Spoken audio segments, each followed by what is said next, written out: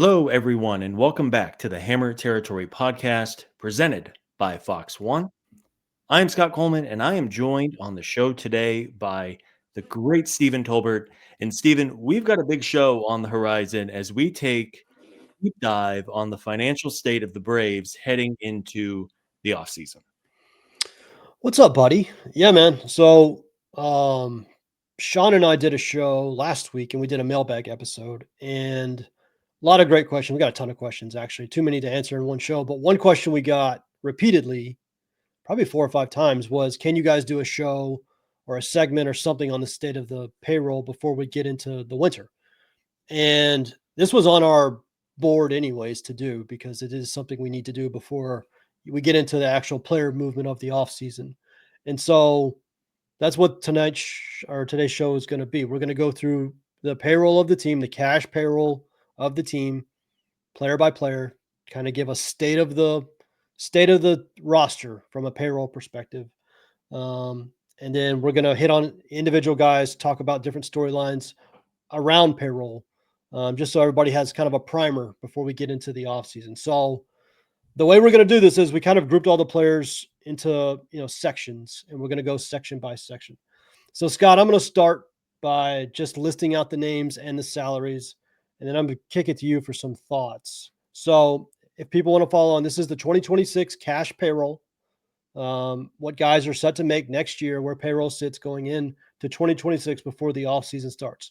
So the first group I have is the top 5 guys, which is Austin Riley at 22 million, Matt Olson at 22 million. I have Spencer Strider at 20 million. I have Chris Sale, his is a team option, at 18 million, and I have Ronald Acuna Jr. at 17 million. So I have some thoughts, but I want to kick it to you first, Scott. Of that group of 5, those kind of top 5 big players, big dollar players, from a payroll perspective, does anything stand out? Yeah, I mean, I'm going to give you credit for talking about this earlier today, but Chris Sale, that $18 million club option is a virtual lock to be picked up. But that being said, this is the final year of team control the Braves have for Chris Sale. It's a very reasonable $18 million. And we know that when Sale has been healthy and on the mound, he's been pitch for pitch as good as anybody in baseball. The question is, will the Braves try to work out a contract extension of some kind with Sale? I think you could probably talk me into it because this dude is just awesome. And whenever he's been healthy, he's been, there's no one better than Chris Sale when he's on the mound. I mean, maybe you can make an argument for Tarek Skubal or Paul Skeens, but even then, the numbers the last 2 seasons are comparable. The concern, of course, with Sale is that you hold your breath every time he takes the mound because while it's never really been a shoulder or an elbow injury to Sale, knock on wood, I mean, he just has the longest list of weird injuries I have ever seen for a baseball player. Yeah. And I was talking about this today. There's age and injury risk that you have to bake in. Um, I think he's been too good to sign like the Charlie Morton special, which was the 1+1 that he just kept resigning. You remember he just kept, like, every year he would just sign this contract again and again. The Braves would just keep re-upping him. I think Chris Sale's been too good for that. I think he would need a real extension. 2 years maybe. It's going to depend on what he's willing to take. He would probably have to be willing to take a little bit of a discount. I think it would be under what his market value would be. But it is interesting that he's in the last year of his deal, and we haven't heard anything yet about an extension. And I think there's a chance. In terms of other guys on the list, Strider gets bumped up, big bump from 4 million last year, 2025, to 20 million this year. Listen, is it fair? No, but the reality is when you make $20 million,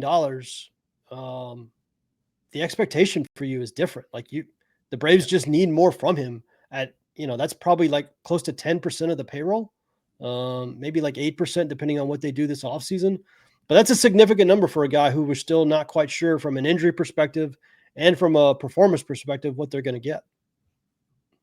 And I mean, let me ask you this. So 2026 is, believe it or not, the last guaranteed year on Ronald Acuna Jr.'s contract. Yeah. Now, the team has 2 club options beyond this. Hmm. So 3 more years of team control for Acuna is fine. It's not like they're going into the very final year here and the extension talks are going to be brought to the front burner.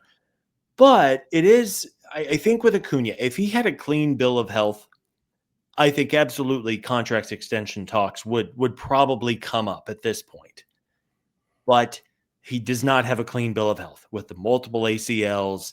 He's just, I mean, his whole career, that is the literal one and only thing that has held Ronald Acuna Jr. back, Yeah.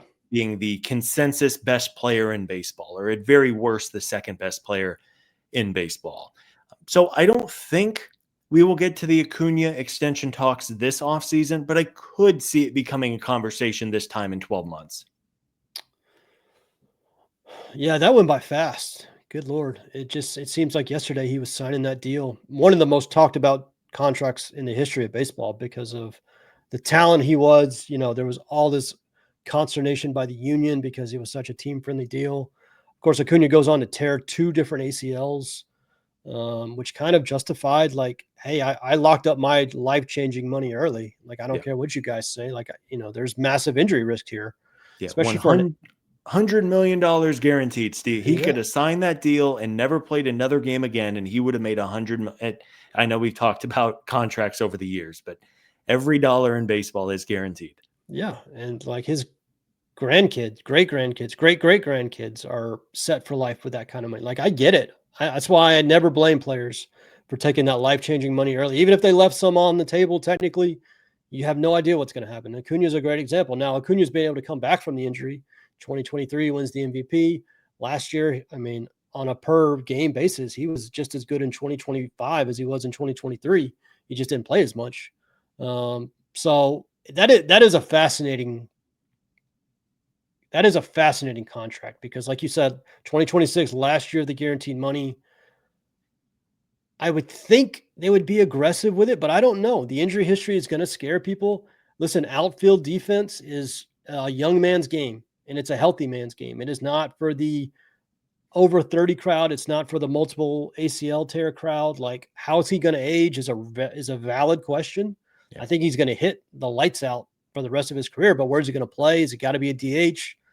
Those are all real questions. So, but yeah, 17. I mean, he makes $17 million a year and has basically every year. I mean, it's crazy what the Braves have him on. Obviously Olsen and Riley both make $22 million a year. They're going to make $22 million a year in perpetuity. Like, this is the max of their deals. There's no more escalators in either one of their contracts.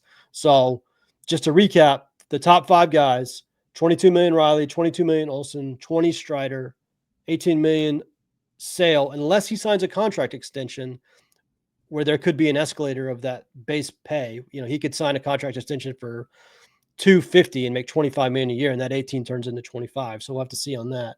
And then Acuna at 17 for the last year. So for those 5 guys, that's basically $100 million for the top 5 guys on the roster.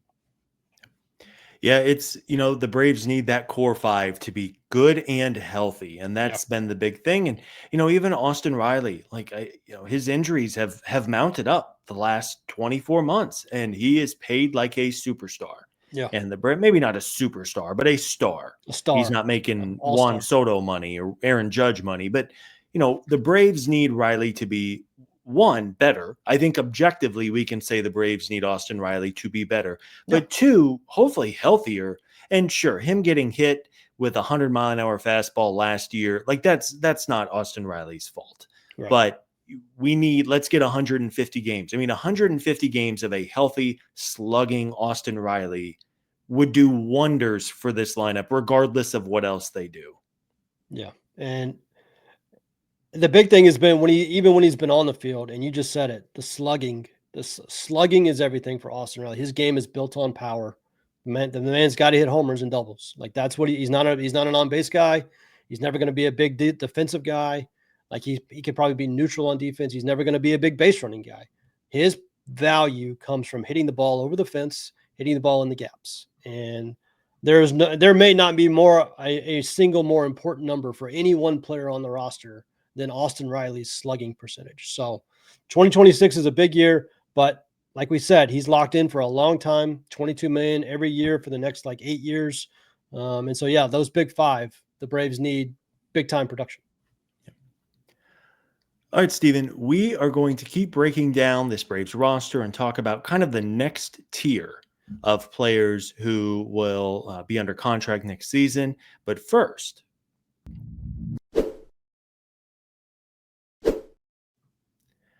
Hammer Territory is brought to you today by the folks at Fox One. Fox One is now live streaming all of your Fox favorites together in one place, including the World Series, which begins on Friday. And Steven, we should have a heck of a World Series on our hands. Toronto Blue Jays, LA Dodgers. It's not David and Goliath. I mean, the Dodgers are kind of Goliath at this point. The Blue Jays are not exactly a low payroll underdog here. But game one is Friday in the Rogers Center up in Toronto. And I mean, what are your takes on this series? I'm hoping for a great series. And I mean, I'll speak for myself. I hope Toronto finds a way to win this thing. Yeah, I just hope Toronto finds a way to be competitive where Milwaukee wasn't. And, I mean, LA just they dish ragged Milwaukee for 4 games. So, yeah, I think Toronto's got a fighting chance. They might get Bo Bichette back, which would help a ton. He's been like right on the verge of coming back this whole time. Vlad Guerrero Jr. is just a monster, just an absolute playoff monster. George Springer, he's got a ton of playoff experience with all those Astros teams. Like, I give the Blue Jays a fighting chance, man. Like it's an unbelievable home crowd they have in Toronto. It's going to be fun. Obviously, Fox has the World Series, so it's going to be on Fox One. So anybody can check it out on Fox One. But yeah, it's going to be a fun series. I'm actually looking forward. I hate that it doesn't start till Friday. I wish they'd speed it up a little bit, but when it does get going, that will be a fun series. Yeah. I will say it's rare for me to get goosebumps from like a sports moment that's not one of my teams. Like, you think about Jorge Soler's homer in the World Series and you get goosebumps watching it.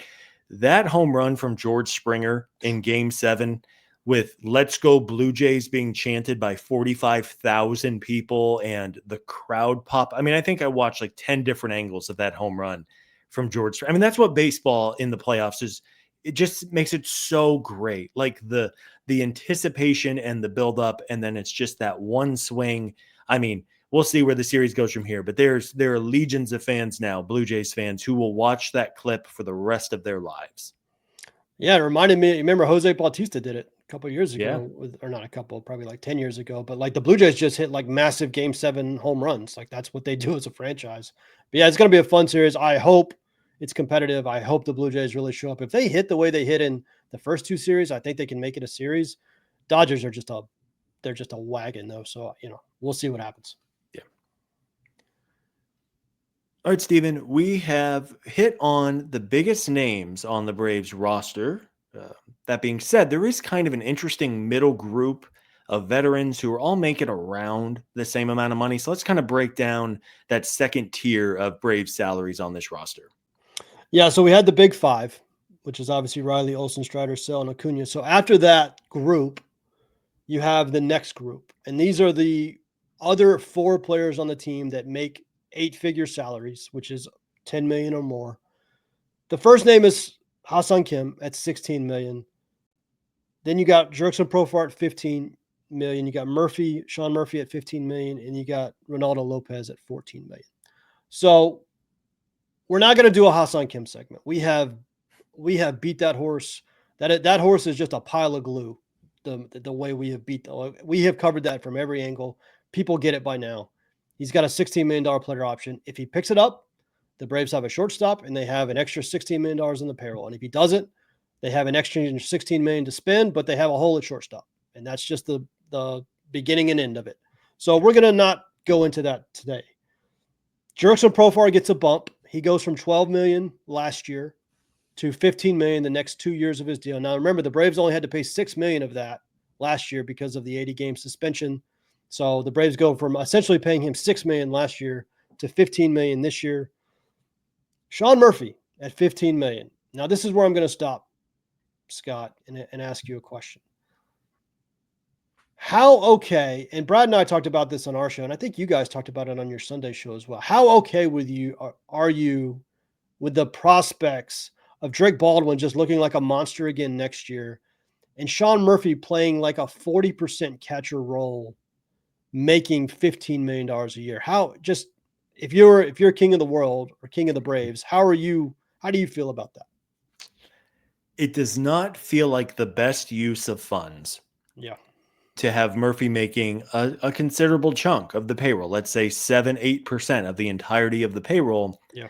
if Drake Baldwin takes the next step that we want and expect him to take. I mean, he was fantastic as a rookie. Even if Baldwin repeats what he did as a rookie, you got to have Baldwin in there for 140 games Yeah. as catcher and DH, assuming they don't add just an absolute bopper at the DH spot. I think Sean Murphy catching is totally fine. His offensive production as a really, really good, I would even say elite defensive catcher, is totally fine. We know he's not going to have a high batting average. He's always been somebody who strikes out, although his strikeout rate was elevated this past season, but he has a ton of power, and he can change a game with one swing with a 3-run homer. That being said, you're not really wanting to sit Baldwin, and you don't really want Murphy as your DH. Like as a DH, Murphy just, I mean, unless he goes back to like the first half of 2023 with the Braves, Murph has never really hit to the level of a DH since coming over. So, but at the same time, trading him feels dangerous because if something were to happen to Baldwin, the Braves are in gigantic trouble at the catcher spot where you've gone from like 2 good options to 0.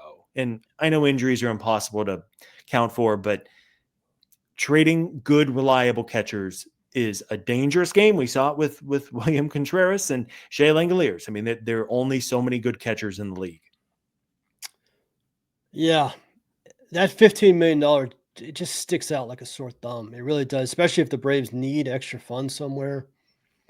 I don't know what you do. I mean, honestly, it does. I said this to Brad a couple of days ago. It does help if you think about them as a collective, that together, Sean Murphy and Drake Baldwin make $16 million. Like Yeah. it goes down a little bit easier when you consider that like Drake Baldwin might get the lion's share of starts and you might have $15 million sitting on the bench a lot of games. And so, yeah, it's going to be fascinating to see what they do there. Obviously, we've talked about that a bunch. The last thing I'm going to ask on this group is, and Brad brought this up to me in our show, and I never actually thought about it before. So I'm going to ask you this. I'm going to give you a hypothetical.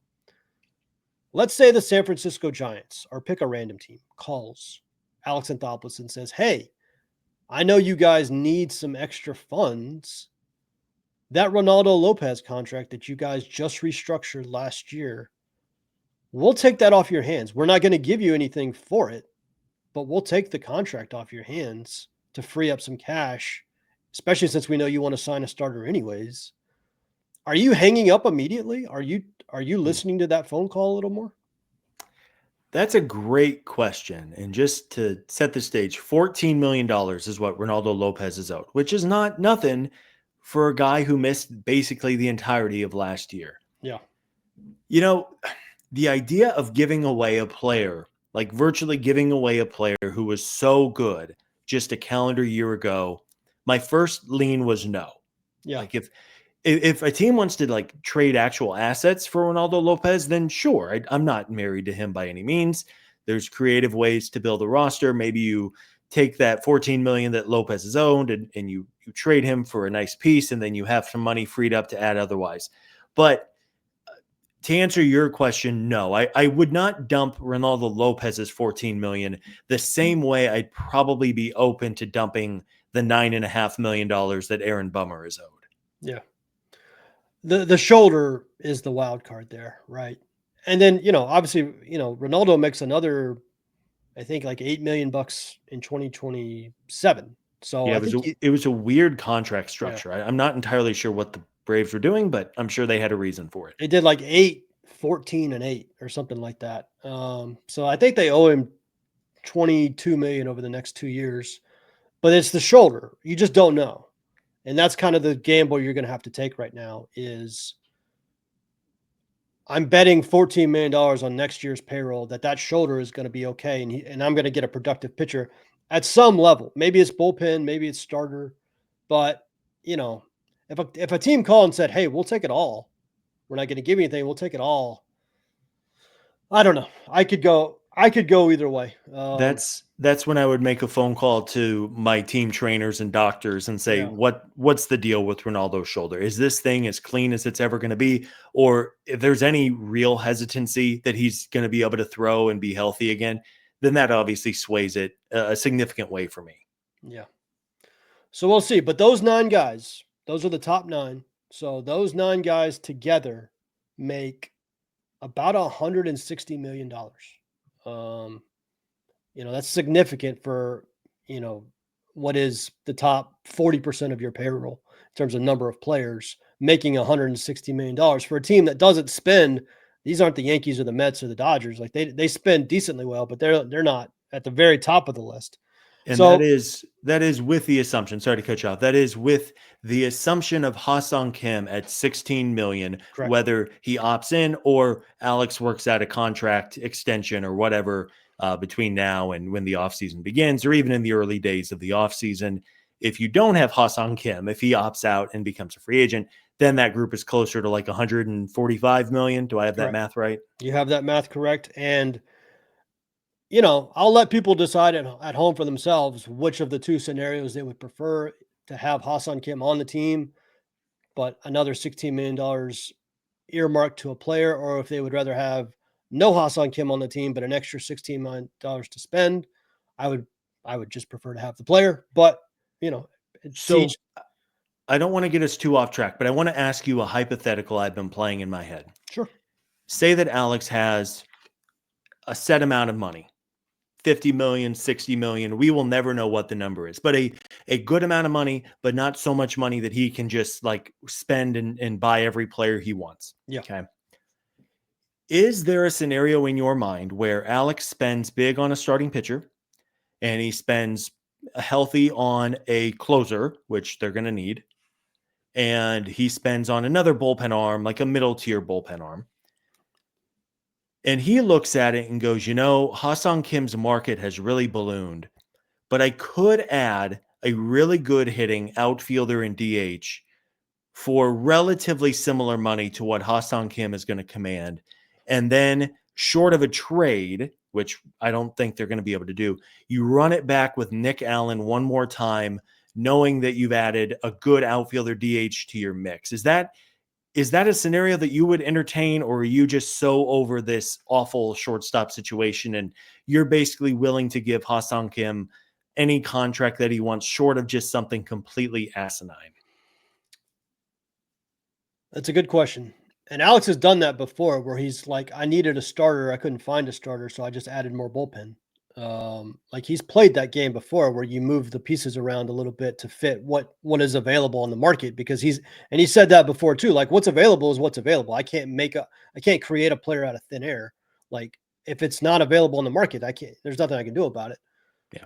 Um, the devil would be in the details there. I would have to see what those specific players are. I would. There's so little depth behind shortstop that it's basically sign Kim back or just kind of be content to have a nothing there. But if they got a good enough starting, there's a world of like if they sign Dylan Cease and they give me a good reliever and maybe like a bat, a DH, 100%. Like, I don't think you can tie it all to shortstop. I do think you have to be flexible a little bit. I would be okay with that. Again, it would be Yeah. player and contract specific, but I think in general, the general sense of your question, I think I'd be okay with that. Yeah, I think so too. I think my preference is to get Ha-Seong Kim Yeah. locked up or make a trade for a shortstop that's just not on our radar. Like, I mean, if Corey Seager is somehow available this Yeah. offseason and Yeah. Texas is willing to play ball and throw some money in, like, of What's course you're going to have that. what's the guy in Colorado, the shortstop, Tovar, Ezekiel Tovar? Tovar. He had I was looking at his numbers like right after the season. He had a crazy year for like expected stats. Like his expected numbers were through the roof this year. I don't know if he changed anything, but something like that, like we're not thinking about, I would love. I think Tovar signed to an extension too. I think it's pretty cheap. Well, Yeah. I know it's cheap because the Rockies are the ones that signed it. So yeah, that's going to be fascinating to watch. So yeah, 9 players make around 160 million. If Kim is back at 16, if not, it's 8 players making 145 million, and that's the top kind of 9 guys. All right, Scott. So after those top 9, you get to the bottom 6, and we're going through the guaranteed contracts right now. So I'm just going to list out the names, and I'll throw it to you for any thoughts on any of them. So obviously we ended at Lopez at 14 million. So below him is Bummer at 9.5 million. We've talked about that contract a lot. Joe Jimenez at 9 million, Mr. Forgotten Man, because he didn't pitch at all in 2025. He makes $9 million next year. Michael Harris is at 8 million next year. And then you got the 3 club option guys. Ozzie at 7 million, Pierce Johnson at 7 million, and Tyler Kinley at 5 million. Of those 6, anything interesting about that group? I think the most interesting name there is Joe Jimenez, and just crossing our fingers that he is going to be back and close to the guy he was a year ago. Yeah. Because, I mean, Jimenez was arguably like a top 10, top 15 reliever in the game in 2024. And then he had that, of course, like relatively routine knee cleanup procedure. And then I think it was the GM meetings. And all of a sudden it's like, oh, by the way, Joe Jimenez had needed major knee surgery and he's out for the year. And it was like, whoa. And in hindsight, we talked about it. We knew it was a loss. That was a massive loss for this bullpen. Oh, yeah. And he was under contract. So it's not like you can just throw that $9 million off to the side. It wasn't like it was a suspension where you recouped some of the money. Like, that was a massive loss for this bullpen. And I mean, something tells me, Stephen, we wouldn't have seen Hector Neris on opening day if Joe Jimenez and his 98-mile-an-hour fastball was sitting out there ready to go. Who knows? I'm not saying Joe Jimenez would have been the difference between a good season and a bad one. But to me, they need to get Jimenez back. It will be, I mean, close to 18 months since he fired a competitive pitch in a game by the time spring training and opening day rolls around. He's a big boy. So, that's a lot of torque that he puts on his knees.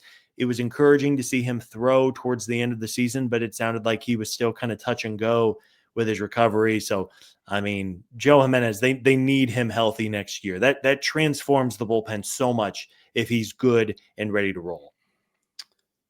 Well, and it makes it complicated that he did not come back and pitch at any point in the season, because now you have to make this decision of what to do with your bullpen without knowing exactly what he is or what he's going to give you. Yeah. And I think, I'll never know this for sure. I think one of the reasons that we have Aaron Bummer making 9.5 million is because of that Joe Jimenez injury last year. Because you remember, they restructured Aaron Bummer's deal where he was going to make 6 million. They bumped him down to 3 million last year so that he would make 9.5 million in 2026. And I think they needed to free up some funds after they realized Joe Jimenez was just going to be sitting on the shelf eating $9 million of payroll. Yeah.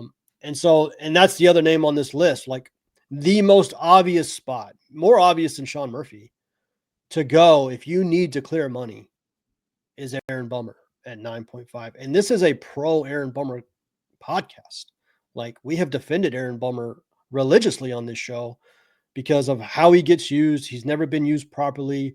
His expected numbers, his peripherals always look fantastic. But $9.5 million for Aaron Bummer is a lot of money. And especially when you have other needs on the roster. So I think that's clearly the spot where you go if you need a trade, if you need to clear money. And then you have the 3 option guys who are all, I'll give you credit, Scott. You're the first one I heard say it. And the first time I really thought about it, like, is Pierce Johnson at $7 million a no-brainer? And I had always just kind of assumed it was. And then you were like, well, we should probably talk about this. It's such a low buyout. Yeah. It's like a $250K buyout. Like, that's another place where you could get real savings if you wanted. Ozzie had that great second half. I think they're coming back at 7 million. I would be surprised. And then Tyler Kinley was quietly fantastic in the second half when the Braves traded for him. I'd be very surprised at 5 million if they didn't bring him back. Any final thoughts on the club option guys? I think the question I'm going to pose to you and people listening. So Aaron Bummer, 9.5 million. Yeah. Pierce Johnson, 7 million. Yeah. Tyler Kinley, 5 million. That's $21.5 million to 3 relievers who are fine. They're not bad. Like Yeah. that is a fine trio of relievers. Now, ninth inning of the World Series, I don't know if I would trust any of those three out there necessarily, but elite relievers are hard to find. But my question to you is, come opening day, 6 months from now, is that trio on the roster? Bummer, Johnson, and Kinley? Or do they decline one of those club options, or do they trade? I mean, they could even pick up Pierce Johnson's option and then trade him, or pick Yeah. up Tyler Kinley's option and trade him. That seems less likely, but that's a significant amount of money. And then if you throw in Joe Jimenez, that's 30 million bucks to four relievers who are not exactly, world beaters out there when they're healthy. Yeah. And you still, I mean, none of them have really closed. Like you got 30 million bucks tied into a bullpen. You still don't have a closer. Right. That's before count in Dylan Lee, although he's going to make very little money. It's a great question. If you put a gun to my head and said, is Aaron Bummer going to be on the roster next year? I would say no. I really feel like they're going to try to move that. Again, I've said this before, do not expect any sort of return. That would almost certainly just be a dump to clear the money, but that money might be extremely important. Yeah. And again, this is a pro Aaron Bummer contract or podcast, but like that's just the nuts and bolts of dealing with a payroll and dealing with a budget. Like you got to make tough calls. So I'm gonna say no. All three of those guys will not be on the roster. I can't tell you which. My guess would be Aaron Bummer. We'll see how they go. I do think Pierce at 7 million. I don't know. I could go either way. I think Kinley Yeah. at 5 million, ironically, might be like my most obvious yes, because it's so little money and he was so good. I don't know. I could probably be talked out of that one too. Yeah. So we'll see what they do. Yeah. It's fair value. Don't get me wrong, Yeah, it's fair especially value. on Johnson and Kinley. That's fair. But the ultimate question is, how much money does Alex Anthopoulos have? Yeah. And if he feels confident that he can go do all of his checklist items and keep those relievers, then sure, of course, I would take Aaron Bummer over the total unknown of picking up three lefty veterans on nothing contracts and hoping one. I mean, we saw how bad that can go. It happened 6 months ago when they rotated half of a bullpen out by April 15th. I mean, that was a disaster. It's very interesting to see. I think we're going to get an inkling of what the financial situation is going to be based on what the Braves do with a couple of those reliever club options. Yeah, it'll be very similar to the Travis d'Arnaud situation last year where we're like, they didn't even pick up that option. They obviously need the money. Yeah. If we get to like the fifth day after the World Series and like Pierce Johnson his option's been declined, you're right. That's going to be an indication of kind of where we're headed and what they need. So just to recap for everybody, that was 15 players on guaranteed contracts for 2026. Those 15 players, again, this is including all of the guys with options being picked up. Those 15 players make $205 million for next season. Now, you can subtract Kim if you want, because he's the only in there with a player option. If you subtract him, then it's 14 players making basically 190 million, 189 million. So, however you think that situation is going to go, you can change it depending on that. But that's where the Braves are right now in terms of guaranteed contracts. And for a context, last year they ended the season around $215 million in terms of cash payroll. It's tough to get an exact number. They added so many players via the waiver wire last year. It's tough to always get like the exact number of what they paid versus what the other team paid. You got to put a margin of error of like $5 million in there, but around 215 million, between 215 and 220 million, I'm comfortable saying, is where they ended 2025. And if Kim comes back at 16 million with just 15 players, they're already at $205 million. So if they want to add anything significant this offseason, and again, that's before we get into any of the arbitration guys, because we don't know which ones they're going to pick up, before we get into the pre-arb guys. If they want to add something significant this offseason, the bottom line is they're going to have to raise payroll because they just don't have enough room. I think people might be surprised by how much money they already have guaranteed for next year relative to what they spent in 2025. I mean, I've looked at this list a lot. I've done this breakdown a few times. I can't come up with any other conclusion than if the Braves want to get aggressive with some additions this winter, they're going to have to raise payroll.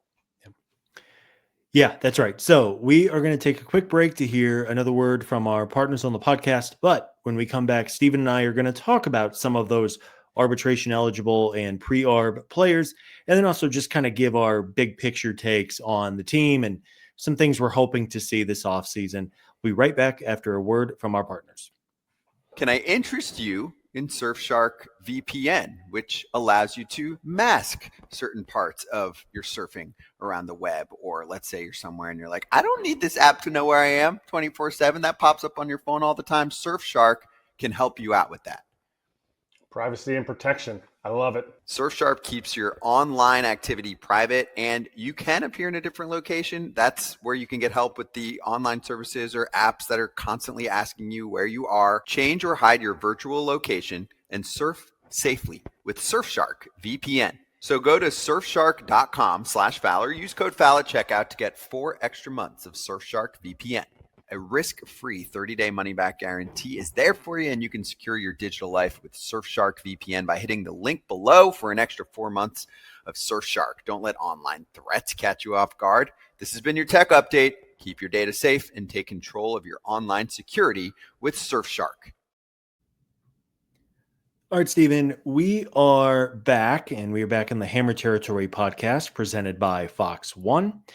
Now, we are going to take probably a quicker look at the back end of this roster with the pre-arbitration players who are very cheap next year, as well as a couple of decisions they have to make with arbitration eligible players.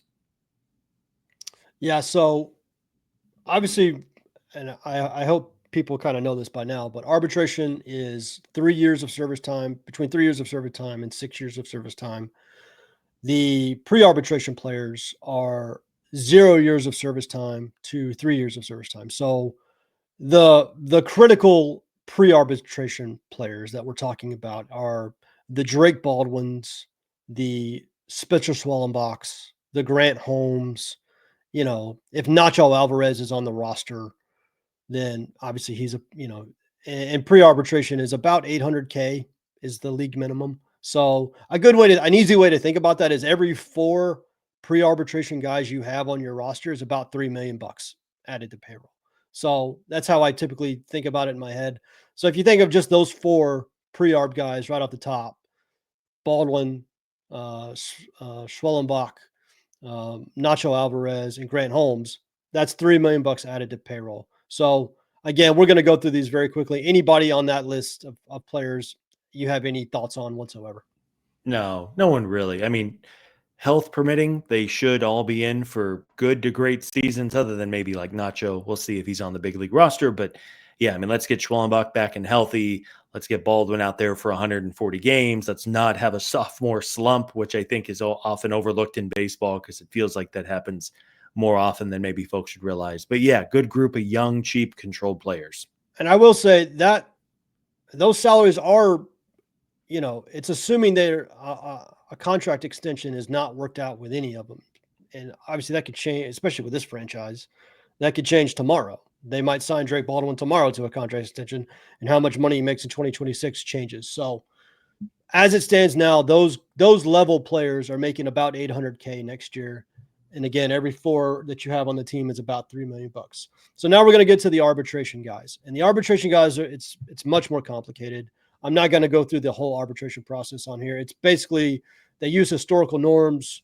They come up with a number. The player comes up with a number. The team comes up with a number. If they can't agree on the number, it goes to a panel. The panel has to pick one of the numbers. It's needlessly complicated. I don't understand why they do it this way. But the critical guys on the list for the Braves are, and we're going to go in kind of order of likelihood. Dylan Lee, in his projection, MLB Trade Rumors does a great job of projecting these. His projection for next year is about $2 million. Eli White at about $1 million, 1.2. Nick Allen at 1.5 is going to be fascinating with Ha-Seong Kim. Joey Wentz at 1.1 is going to be fascinating because he has no minor league options. Keep that in mind. Jake Fraley at almost $4 million is where we're going to start seeing maybe some squeeze if they have other stuff they need to do. And then you get into like the Joel Payamps at $3.5 million. My guess is he gets non-tendered, but we'll see. Alex Manoah at $2.2 million could be fascinating. Vidal Brujan, whatever. Jose, Suarez 1.5. I doubt it. Anybody on that list jump off to you? Yeah, I mean, I think just to go through quickly, Dylan Lee, no-brainer. I think Eli White is a no-brainer with his ability to play everywhere. And I mean, the guy just flies on the bases. And I mean, I think Eli White is maybe not a lock for this roster, but very likely. I think Nick Allen, even at $1 million, $1.5 million, I think he's likely to come back just because his glove is so elite. You could play him. I mean, you could play him at second, you could play him at short, you could play him at third. Obviously, you don't want Nick Allen's bat out there, but let's say the Braves signed Ha-Seong Kim and Kim rolls his ankle in June and you need Nick Allen to be your shortstop for 3 weeks. That's not going to kill you. Like the Braves would be okay in that scenario. Yeah. So that group, I think Lee, White, and Allen are all locks. My guess on Joey Wentz, I think Joey Wentz will be back with the Braves, but my hunch is they will not tender him arbitration because he does not have minor league options and work out. Even if they want to pay him $1 million, but like rework it as a two-way contract so he can go to the minors. Because I just can't see a scenario where Joey Wentz is in this rotation come opening day, but it would be awesome to have him around. And I would think because he had some success, Wentz would be up for a contract like that. And then Jake Fraley for $3.5 million. I'm personally not really interested at that level. I think if the Braves are in love with Jake Fraley, they will have an opportunity to deal with him in January and February. I don't think Jake Fraley's going to have 25 teams calling his agent if the Braves decline to tender him arbitration. But if you want Fraley, I think there'd be an opportunity to bring him back at, a similar amount to $3.5 million. Yeah. Fraley is Dylan Lee's a no-brainer, like you said. I think Eli White, I agree with you. Eli White is a hell of a bench piece. Like, can play all three outfield spots. Apparently can play shortstop, which I learned in 2025. I didn't know that. Can run into a home run. I mean, he's got some tools. He had 10 homers last year, I think. And not a full-time role either. So I think that's a no-brainer. I think he's a really good bench piece. Nick Allen at 1.5 is interesting because I said this to Brad. If you sign Kim, I just don't know having a glove-only player on the bench, what he provides, if you're never going to use him in that role. Because if you sign Kim to a big number, it's not like you're bringing Kim out of the game in the 8th and 9th innings. He's going to play. So I don't know I said this when they benched Orlando last year. Like, if you can't hit off the bench, I don't know how much I love you on the bench because your glove never really gets used. We'll see. I could be talked into it. But yeah, Fraley at $3 million is the fascinating one, because I was just doing math in my head as you were talking. So let's say they have 4 or 5 pre-arb guys making a total of like $3-4 million bucks. And let's say they pick up Dylan Lee, Eli White, Nick Allen, and Joey Wentz. Let's say those are the only ones they pick up. Well, right there, that's $215 million in payroll for everybody. The guaranteed contracts, the pre-arb, and the arbitration guys. $215 million, which is right where they were at the end of last year. That would be fascinating if they are already starting they're already starting the offseason with a payroll that ended last season. What do you think? Where do you think payroll is going to go? Do you think how aggressive are we getting in 2026? What's your best guess? What is the office complex situation in the greater Atlanta area? How many buildings are for sale? How many office spaces with really nice employee lounges and fancy water fountains? Like surely what is the fax machine situation? Do they? That's right. Braves Holding LLC is licking their chops. In all seriousness, the Braves reset the luxury tax last offseason. Correct. I know that Alex Anthopoulos will take to his grave that they didn't care about the luxury tax for the 3rd year. They had a player, they were working on a deal that would have taken them over the tax. That's all good and dandy. If Alex wants to come on the show and show us his notebook of what he was planning to do, by all means, open invite. But I think it was a clear decision to reset the tax and to not pay a penalty. So my optimistic hope, and what I truly believe, is that payroll is going to go up. The number of like 240, 250 million feels very appropriate to me. That would Yeah. be a healthy increase of 15, 20%, but you don't have the tax considerations for at least 1 year. Yep. And they had the All-Star game, which brought in money, and the front office and ownership felt on the bottom line a decline in ticket sales, or they're going to feel a decline in ticket sales in the second half because the team wasn't good. The Truist Park has been basically sold out every weekend series for 6 years, and it was not. I mean, you look at the crowd shots in August and September. I mean, there were a lot of seats open. Now, maybe those seats have been sold and people didn't want to go to the park, but then you're losing out on concessions and parking and all that revenue. So my sincere hope is that they raise payroll a healthy amount to let Alex Anthopoulos do what he needs to do to get this roster from I think a good one right now. Like objectively, this is a pretty good roster. I think it can be a great one. And it's not like they need to go out and spend $1 trillion this offseason in order to make it happen. Yeah. So 2 thoughts there. One, that's why we keep talking about ways to clear payroll if they want to. Aaron Bummer being like, maybe you don't want to start the season at 215, which is where you ended last year. Like if you don't want to, if you want more room than that, then you can always clear payroll. And there's some places to go on the roster where you can do that. 2, because the Braves are a publicly traded company, we are going to learn when they do their Q3 financial report, which comes out in the middle of November. And Q3 is July, August, and September, which is when the Braves were non-competitive. We're going to see exactly how much their revenue dropped.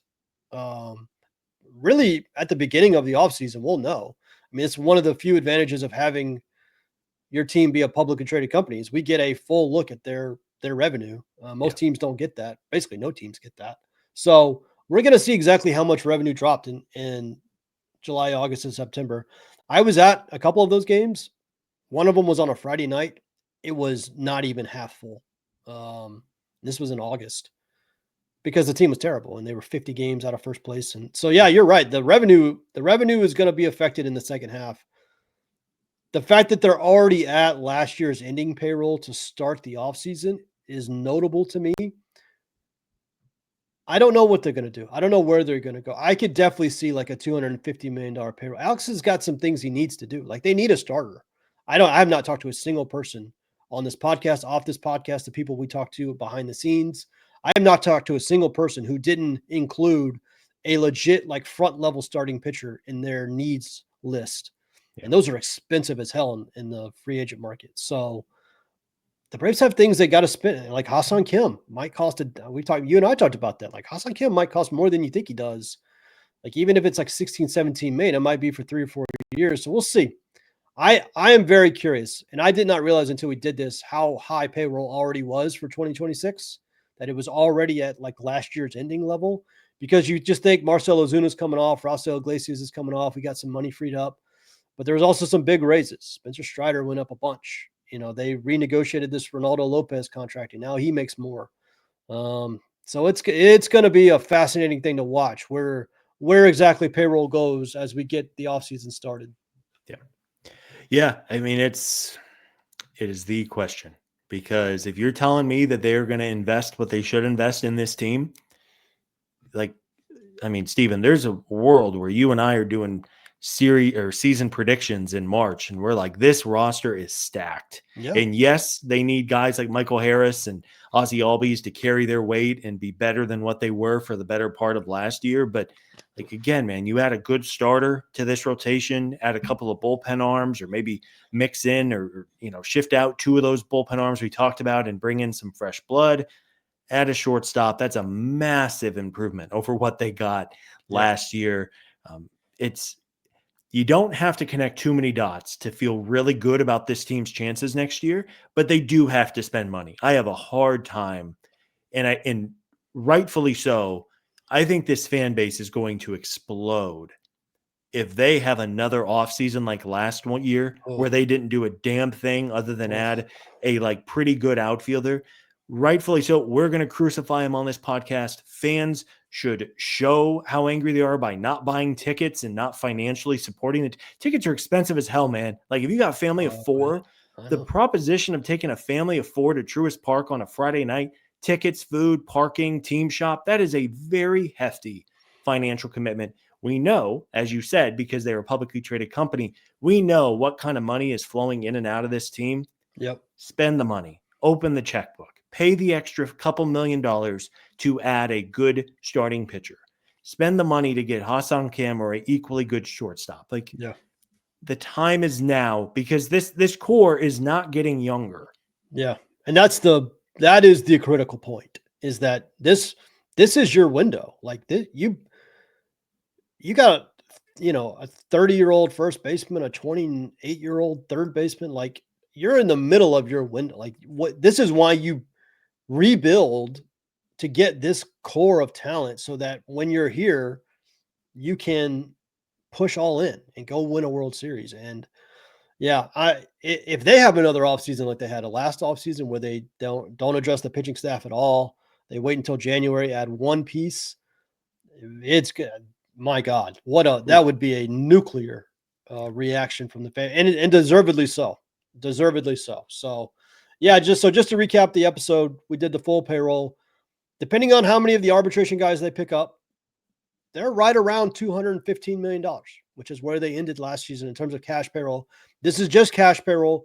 We're not doing the whole luxury tax where we factor in player benefits and all that stuff. It gets way complicated. There's like 5 people on the planet that care about that stuff anyway. So this is cash. It's much easier to swallow, much easier to digest. $215 million is where they sit. They got a lot of stuff to do. There's ways to cut money. We'll see what they do. Yep. So as we sit here today, we'll timestamp this. It's about 7:30 Eastern time on Tuesday night, just in case inevitably when the show hits your feeds, if the Braves hire a manager or send out a blue box because they've worked out a contract extension, hey, that's fine. Stephen and I will happily jump back on and do another show. But until then, I think everyone's kind of waiting anxiously who's going to be the manager and just what kind of offseason is ahead of us. And Lord help us all if it's a repeat of last winter. I mean, that's going to be the grab your pitchforks and torches because we're, that would be very bad. Especially for us in the content business. That's right. That's right. Give the people something to talk about, Alex. Please make moves so we can do lots of fun emergency podcasts. All right, Stephen, that is going to do it for this financial breakdown of the Atlanta Braves. As always, a big thank you for the people for checking out the show. If you're an audio listener, please do us a gigantic favor and go over to YouTube and click subscribe for us. That really helps us grow the channel. And if you're watching on YouTube, 1, welcome aboard. And 2, if you're not already subscribed, please do us a big favor and hit that button. For Stephen Tolbert, you can follow Stephen on Twitter at B_outliers. You can follow me over there if you would like to hear about how great Daniel Jones is at Colts. Scott. My God, the Colts. There we go. Colts fever taking over the nation. I am at Scott Coleman at 55. We will be back with more shows later in the week. Until then, we will see everybody next time.